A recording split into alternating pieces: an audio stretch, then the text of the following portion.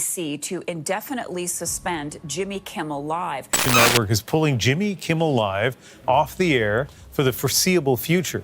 This morning, Jimmy Kimmel off the air. Talk show Jimmy Kimmel Live has been yanked indefinitely. Talk show host Jimmy Kimmel off air.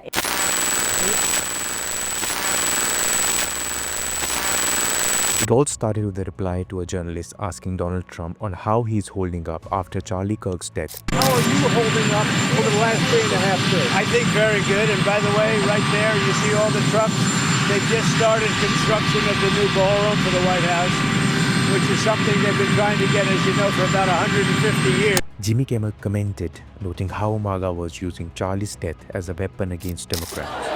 We hit some new lows over the weekend with the MAGA gang desperately trying to characterize this kid who murdered Charlie Kirk as anything other than one of them and doing everything they can to score political points from it. This led to ABC taking the Jimmy Kimmel show off air due to a warning by Federal Communications Commission, also known as FCC, a language that many interpreted as a regulatory threat to stations carrying the show.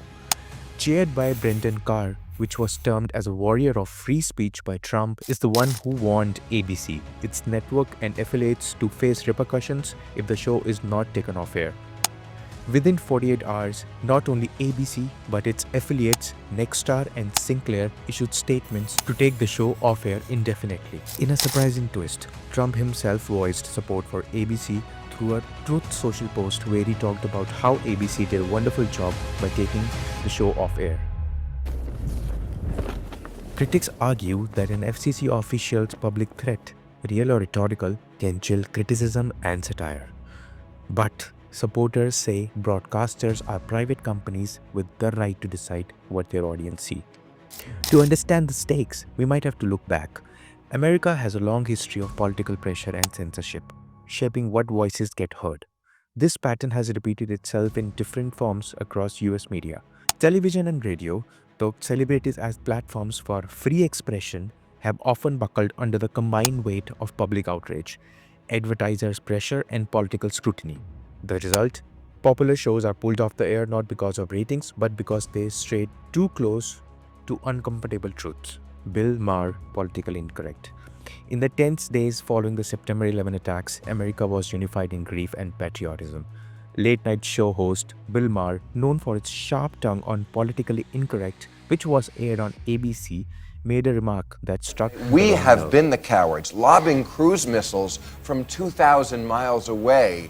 That's cowardly. That is a Staying in the airplane yes. when it hits the building.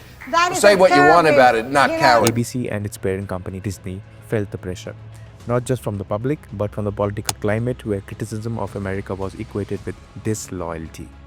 By 2002, ABC cancelled Politically Incorrect. The Smothers Brothers Comedy Hour, led by Tom and Dick Smothers. Unlike most shows of its time, it gave a platform to anti-war voices. The comedy sketches poked fun at President Lyndon B. Johnson, Richard Nixon, and political establishment. CBS abruptly cancelled the show. Publicly, they blamed the brothers for failing to deliver episodes on time. But insiders knew the truth. The government didn't like the criticism. Even though the show had strong ratings, political satire during wartime was deemed too dangerous for primetime TV. Fast forward to the private platforms, X, Facebook, YouTube, Spotify, etc. have also removed speakers. Notably, Alex Jones and InfoWars were deplatformed by the major tech companies for repeated violation of rules about harassment and misinformation. Those moves were private moderation decisions, but they sparked their own free speech debates. Is deplatforming private censorship or legitimate enforcement of platform rules? So why the anger on both sides? For many on the left, satire and political criticisms are essential tools for holding power to account. Taking a high-profile satirist off the air looks like a politically motivated muzzling. For many on the right, broadcasters airing what they view as offensive or insensitive commentary signal bias that networks should be held accountable for. The debate over free speech in America keeps shifting with technology, markets, and politics. Is this an instance of necessary accountability or an alarming moment of censorship? I leave that up to you. Drop your thoughts below. Civil debates most welcome. And do not forget to subscribe, share, and like. Thank you.